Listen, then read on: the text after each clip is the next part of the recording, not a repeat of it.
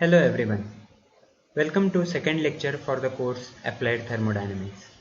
Myself Sumit Bardia, Assistant Professor, Department of Mechanical Engineering, Sharad Institute of Technology, College of Engineering, Edra. Today we will continue with basic thermodynamics. Today we will cover following points, that is properties of system, state and equilibrium, types of equilibrium, processes and cycles, thermodynamic processes, density and specific gravity, temperature and zeroth law of thermodynamics, temperature scales, and lastly short video on first law of thermodynamics. Properties of system. A property of a system is a characteristic of the system which depends upon its state but not upon how the state is reached. Every system has certain characteristics by which its physical condition may be described. For example, volume, temperature, mass, velocity, viscosity, thermal conductivity, modulus of elasticity, coefficient of thermal expansion, resistivity and elevation, etc. Some feature of thermodynamic properties are: a property is a measurable characteristic describing the state of the system. It has a definite value when the system is in particular state. It also helps to distinguish one system from another. The magnitude of a property depends on the state of the system, and it is independent of the path or route followed by a system during a process. A property is an exact differential. Properties are considered to be either intensive or extensive. In that, intensive properties are those properties that do not depend on the extent of the system. These properties are independent of the mass also. Properties such as pressure, temperature, density, velocity, etc.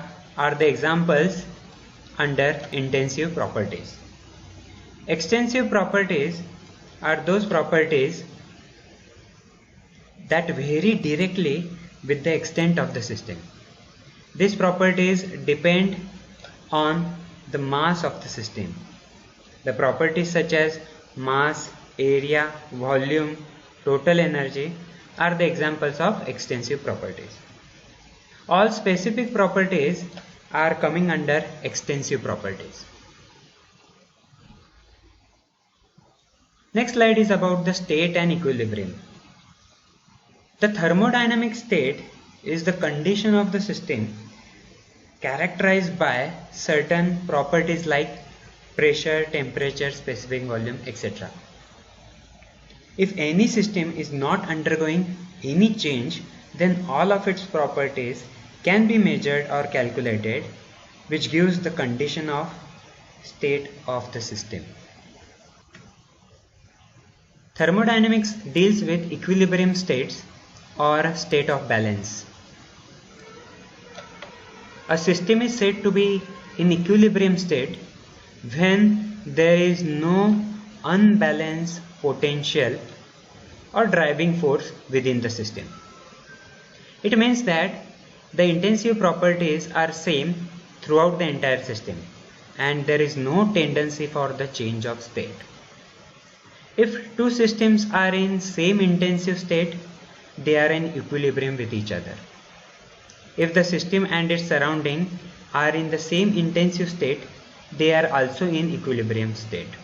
So here the example is given of state 1 and state 2 having two different states, and see here the temperature 20 degree, 23 degree, 30 degrees, a different temperature is there, but after some time it reaches to a thermal equilibrium. Types of equilibrium.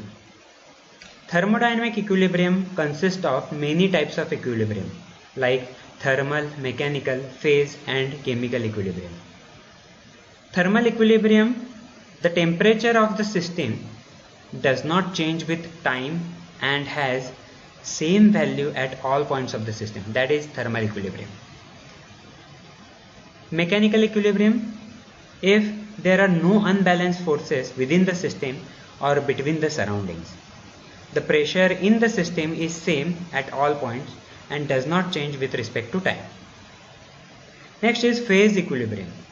If the system involves two phases, it is in phase equilibrium, when the mass of each phase reaches an equilibrium level and stays there. And the last one is chemical equilibrium. No chemical reaction takes place in the system, and the chemical composition, which is same throughout the system, does not vary with the time. So that is about the chemical equilibrium. Next slide is about the processes and cycles. The transformation of a thermodynamic system from one thermodynamic state to another is called a process. A series of states through which a system passes during a process is called the path of the process. If a system undergoes a series of processes in such a way that its initial and final states are identical, then the system is said to have undergone a cyclic process, or simply a cycle.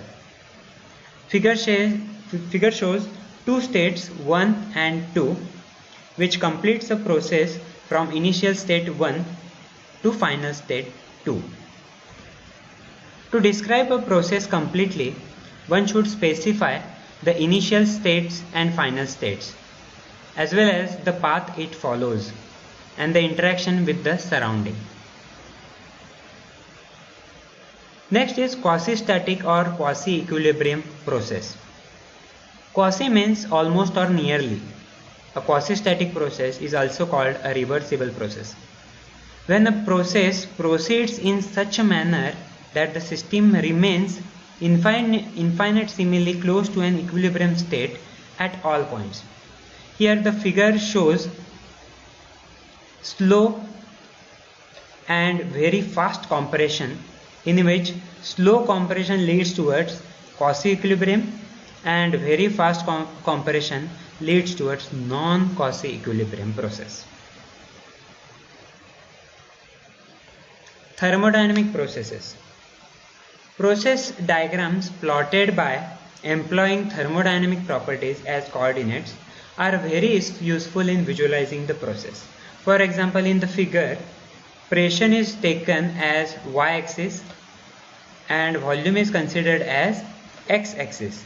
And in the compression process, pressure increases from 1 to 2 and volume decreases from 1 to 2. Some common properties that are used as coordinates are temperature T, pressure P and volume V. Next slide is about the density and specific gravity. An extensive property expressed per unit mass of the system is called a specific property. For example, specific volume, specific energy, specific enthalpy, specific internal energy, etc. Density is a measure of the amount of working substance contained in a given volume and is defined as mass per unit volume. That is, density rho equal to mass upon volume, and it is expressed in kg per meter cube. Specific gravity or relative density, specific gravity is also called as relative density, is defined as the ratio of density of the substance to the density of water. It is designated by Hg. So if we find out density of a substance is equal to specific gravity into density of water. So what is density of water? That is 1000. So 1000 multiplied by specific gravity will give the density of a substance of specific gravity. So here are some specific gravity listed here, that is water having the specific gravity of 1. If we put the specific gravity here multiply by density of water, so 1 multiplied by 1000, that will be 1000 kg per meter cube, that will be density. Next property is specific weight. Specific weight is defined as the weight of the substance per unit volume. So specific gravity is expressed by gamma, that is equal to weight of a substance, that is m into g divided by volume. So we can rewrite as rho g. So m upon v is nothing but a density. So specific weight is equal to density multiplied by g. Next slide is about the temperature and zeroth law of thermodynamics. Temperature can be defined as measure of hotness or coldness, but it is not the exact definition. Temperature is a basic property such as mass, length, time. Therefore, it cannot be defined precisely. Based on our sensation, we express the level of temperature with words like cold, freezing cold, warm, hot, red hot. But a numerical value cannot be assigned to these feelings because our sensations may be misleading. For example, a metal chair will feel much colder than a wooden one, even when both are at the same temperature. Then the zeroth law of thermodynamics. Zeroth law of thermodynamics states that if two bodies are in thermal equilibrium with a third body, they are also in thermal equilibrium with each other. For example, here the example is given about the iron and copper, which are having different temperature reaching to thermal equilibrium after being brought into contact in an isolated enclosure. Temperature scales. Several temperature scales have been introduced so far.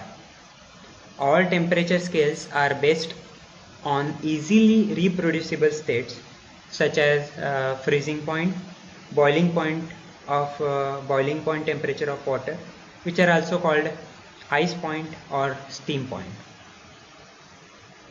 The temperature scale used in SI units is Celsius scale, which is formerly known as centigrade scale. On the Celsius scale, ice point and steam point are assigned the numerical values of 0 and 100 degrees Celsius. The English systems today uses the Fahrenheit scale, which assigns 32 and 212 degree Fahrenheit as the ice point and steam point respectively.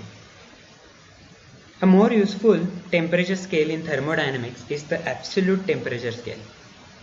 This scale is also called as Kelvin scale. The temperature unit on this scale is Kelvin, designated as capital K without the degree symbol. We are not using degree symbol for the Kelvin. Let's see a short video on first law of thermodynamics for clear understanding.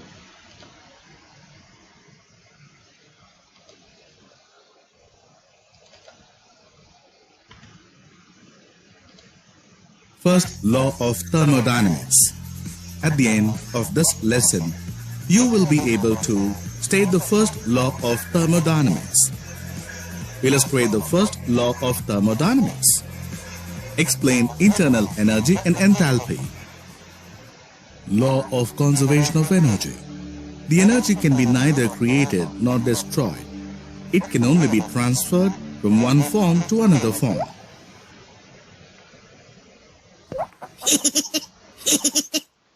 Blabbermouths. Energy cannot be destroyed, only can be converted. I'm going to break this universal energy law. Let us see how the spring converts my energy.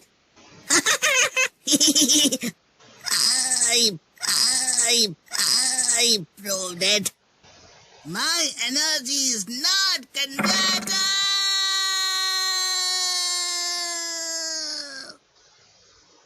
Energy cannot be destroyed.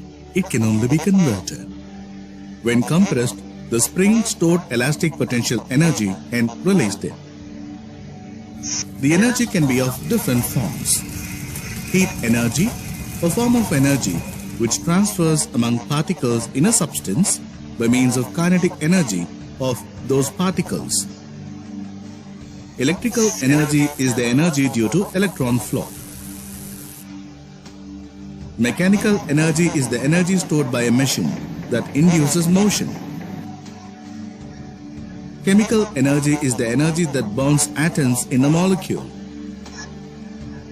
From the conservation law, these energies can be converted from one form to another. Let us discuss these changes. The heat energy from the sun is absorbed by plants and is converted into chemical energy through photosynthesis. It is a natural process. And let us see few examples for artificial energy conversion processes. The conversion of electrical energy to mechanical energy in case of fan. Conversion of electrical energy into mechanical energy in home appliances like mixer, grinder, etc. The water heater is the good example for conversion of electrical energy into heat energy. In IC engine, there is a conversion of heat energy into mechanical energy. Conversion of chemical energy into heat and sound energy in crackers, and conversion of chemical energy to electrical energy in the battery. Moving further, another important classification of energies is potential and kinetic energy. Say a rock at some elevation possesses some potential energy. A part of this potential energy is converted into kinetic energy when it falls down. This energy conversion is called as first law of thermodynamics. One best example for chemical, heat and mechanical energy conversion can be found in the working principle of steam locomotive engine.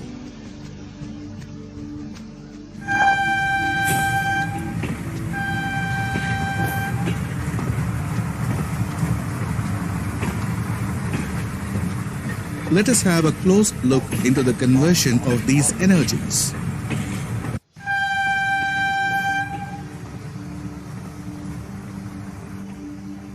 Here, the chemical energy of the fuel is converted into heat energy when they burn.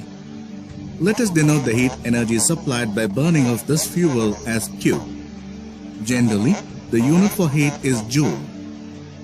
And this heat energy is used to boil the water. Let us consider the initial temperature of water as T1. If we see at microscopic level, the water molecules will have rotational, vibrational and translational movements all together, called as kinetic energy. And these atoms, when bound together, the binding energy of the atoms is the potential energy of these water molecules.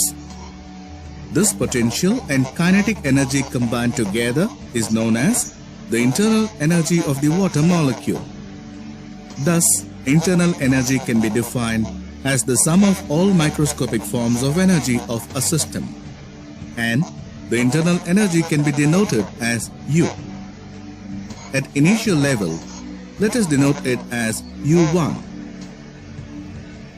When the water is heated, the water is converted into steam and these bonds are broken and the water molecules start moving vigorously. This leads to increase in the internal energy. At this stage, the internal energy can be denoted as U2. During this process, the temperature has increased from T1 to T2. Let us denote the change in temperature from T1 to T2 as delta T. And the change in the internal energy from U1 to U2 is denoted as delta U. This change in the internal energy delta U depends upon the quantity of water and its specific heat capacity, that is, the heat required to increase the temperature of water by 1 degree Celsius, and also changes in temperature delta T. Thus, the change in the internal energy delta U is the product of mass of water and specific heat capacity and change in temperature. Now, the supplied additional heat is used to expand steam to push the piston in the steam engine. And thus, the total heat supplied is used to increase the internal energy and also to do work, that is W. Now, the total heat supplied Q is equal to delta U plus W. Work can be defined as the quantity of energy transferred from one system to another, and the work is measured in joules. Let us see the total heat content of this system, which is the sum of total internal energy U and work done W. As the internal energy and work are two different properties that occur frequently together, it has been added to give a combined property known as enthalpy or total heat content. This total heat content of the system is denoted as H. Work done can be given as the product of pressure and volume. From the first law of thermodynamics, that is, energy can only be transferred. The chemical energy of a fuel is converted into heat energy, which is then converted into mechanical energy that helps the locomotive steam engine to move.